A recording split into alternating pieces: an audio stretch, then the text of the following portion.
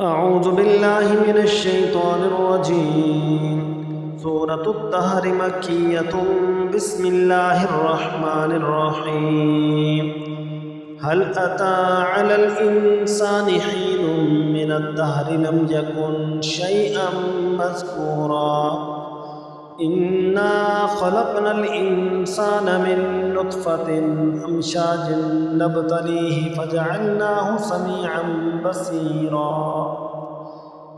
إنا هديناه السبيل إما شاكرا وإما كفورا إنا أعتدنا للكافرين سلاسل وأغلالا وسعيرا إن الأبرار يشربون من كأس كان مزاجها كافورا عينا يشرب بها عباد الله يفجرونها تفجيرا يوفون بالنذر ويخافون يوما كان شره مستطيرا ويطعمون الطعام على حبه مسكينا ويتيما وأسيرا إنما نطعمكم لوجه الله لا نريد منكم جزاء ولا شكورا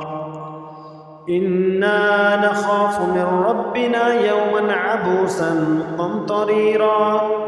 فوقاهم الله شر ذلك اليوم ولقاهم نضرة وسرورا وجزاهم بما صبروا جنة وحريرا متكئين فيها على الأرائك لا يرون فيها شمسا ولا زمهريرا ودانية عليهم ظلالها وذللت قطوفها تذليلا ويطاف عليهم بآنية من فضة وأكواب كانت قوارير من فضة قدروها تقديرا ويسقون فيها كأسا كان مزاجها زنجبيلا عينا فيها تسمى سلسبيلا ويطوف عليهم بلدان مخلدون إذا رأيتهم حسبتهم لؤلؤا منثورا وإذا رأيت ثم رأيت نعيما وملكا كبيرا عاليهم ثياب سندس خضر واستبرق وحلوا أساور من فضة وسقاهم ربهم شرابا طهورا إن هذا كان لكم جزاء وكان سعيكم مشكورا إنا نحن نزلنا عليك القرآن تنزيلا